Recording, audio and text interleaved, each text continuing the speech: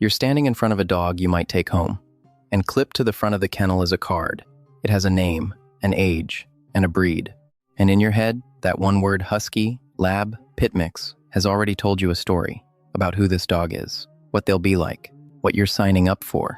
Here's the problem. The largest genetic study ever done on dog behavior looked at exactly that assumption. And what it found is that the breed on that card predicts almost nothing about the personality you're about to live with. There is one thing breed reliably predicts, and I'll get to it, because it's the part almost everyone gets backwards. But it's not temperament. It's not whether this dog will be sweet, or stubborn, or gentle with your kids.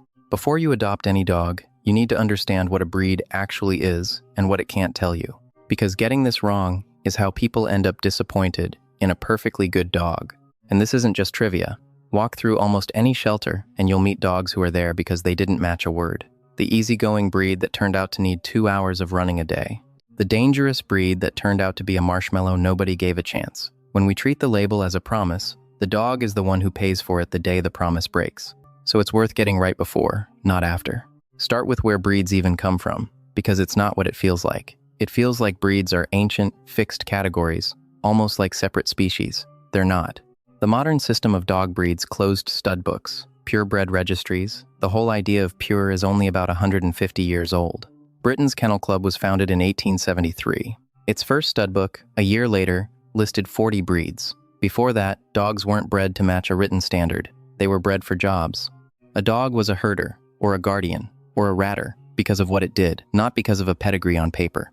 And that history matters, because when humans bred for jobs, they were selecting for behavior. A collie that gathered sheep instead of scattering them, a retriever that carried a bird back without crushing it, a hound that could lock onto a scent and follow it for miles. Generation after generation, the dogs who did the job got to breed. So, yes, behavior is in there. Breed is real. This video is not here to tell you breed is a myth, but in there and guaranteed are two very different things.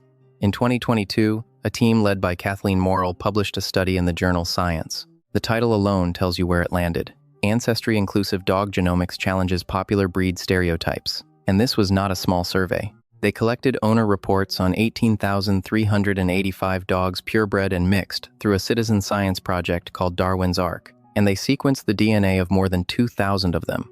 And the behavior wasn't guessed from a glance. Owners answered long, detailed questionnaires about what their specific dog actually does. Does it howl? Does it bury things? How does it act around strangers? The kind of survey any dog owner can still join today.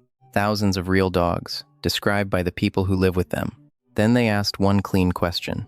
If you know a dog's breed, how much does that actually tell you about how it behaves? The answer was about 9%. Breed explained roughly 9% of the behavioral differences between individual dogs. 9. That's not zero, but it is a very long way from the confident story printed on that kennel card. And here's what makes that number land. The same study found breed predicts physical traits really well. Ear shape, coat type, size, how curly the tail sits if you know the breed. You can make a solid guess about the body. But the mind didn't follow the body. The body gets stamped by breed. The personality mostly doesn't. And once you look at the specifics, it's almost funny. Take howling. Labrador retrievers had the lowest tendency to howl of any group in the study, the lowest. And yet 8% of them still howled regularly. Greyhounds, 90% of them never buried a toy in their life, but 3% did it constantly. There is no breed where this behavior means every dog. There's only more likely and less likely. Now here's the part that surprised the researchers themselves. Sociability, how friendly a dog is toward people, turned out to be one of the most heritable traits they measured. It runs strongly in dog families, but it did not sort by breed. They even pinned down a spot in the DNA that accounts for about 4% of the difference in human friendliness between dogs, and it sits in a region that, in humans, is linked to long-term memory. So, friendliness is deeply genetic. It's just not a breed thing. The outgoing dog and the reserved dog can be the same breed, from the same litter, on the same afternoon. And they ran this on the breeds people have the strongest opinions about, including the bully and pit-type dogs that so often get judged dangerous on sight. Same result. The label predicted the individual poorly. Whatever you've been told a breed simply is, the genetics kept answering. This dog is not that label. Now, I promised you honesty, so here's the part a lazier version of this video would quietly skip, because there's another major study that sounds like it says the exact opposite.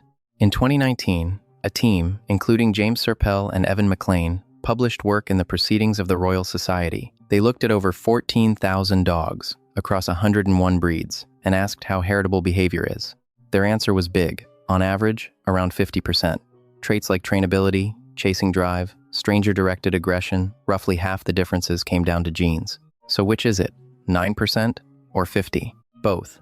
And the moment you see how, this entire topic clicks into place. The 2019 study measured the differences between breed averages, labs as a group, versus border collies as a group. And those group averages are strongly genetic. Breeds really are different, on average.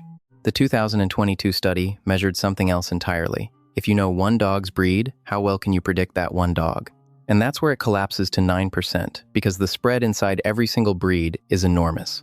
Breed reliably predicts the average of 1,000 dogs. It barely predicts the one standing in front of you. Both studies are right. They're just answering different questions, and the kennel card is asking the hard one. And there's a flip side to that 50% that's easy to miss, and it might be the most hopeful thing in this whole video. If about half of a behavior is genetic, then about half of it is not. Half is the life the dog actually lives, how it was raised, what it learned, what once scared it, who was patient with it, and plain luck. Genes deal the hand, the world plays it. Which means even the part of your dog that's baked in still shows up to meet a life you have an enormous say over. That's not a loophole in the science. It's the whole reason training, and time, and patience work at all. So what about the thing I promised the one trait breed actually does predict? It's called bidability. Basically, how much a dog looks to you for direction, how much it wants to work with a person. That was the single most breed-differentiated behavior in the whole study. It's why herding and retrieving breeds feel so trainable. They're wired to check in with you. But look closely at what that is. It's not sweetness. It's not calm. It's not good with kids. It's the tendency to cooperate with a human. That's the reliable one. Almost everything else the internet sells you about breed personality is not. And I want to be careful here, because if you love a breed, this can feel like an attack. It isn't. Loving Goldens because Goldens have been good to you is real, and it's earned. The point was never that breed is meaningless. The point is what breed actually is. It loads the dice. It shifts the odds. A herding breed is more likely to need a job. A guardian breed is more likely to be watchful. But loaded dice still have to be rolled, and the dog in front of you is the roll, not the odds. Breed tells you what's likely across thousands of dogs.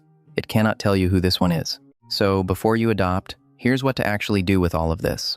First, meet the dog, not the card. Spend real time with the individual animal. How it greets you, how it settles when the room goes quiet, how it recovers when something startles it. That one afternoon will tell you more than the breed name ever could. Second, if you can, ask about this dog's own line. Not the breed's reputation, this dog's parents, its litter, how it's behaved so far in its own life. Because behavior runs in families more than it runs in breeds, the closest thing you have to a real prediction is the actual relatives, not the label on the kennel. Third, use breed for the one job it's genuinely good at: energy and bidability. Ask yourself, honestly, what you can live with for the next 10 to 15 years. A dog built to work all day will probably need a job, whatever its personality turns out to be. Match your real life to the tendency you can't easily train away, but expect a range, and be ready to love the dog you actually get, not the one the stereotype promised you.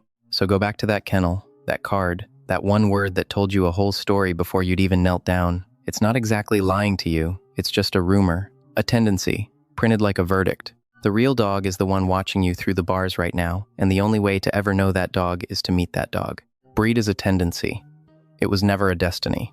If this changed how you read that card, tell me in the comments, what breed did you think you had completely figured out, until a dog proved you wrong? I read those. This channel, Before You Adopt, does one thing. It takes a breed you think you already understand, and shows you what the science actually says before you bring one home. One breed, one honest look. If that's the kind of homework you wish more people did first, subscribe and stick around. And next time, we start naming names, beginning with the breed people call stubborn more than any other, the husky. What the genetics really say about that reputation might annoy a few people. Before you adopt a husky, you're going to want to see it. I'm really glad you're here.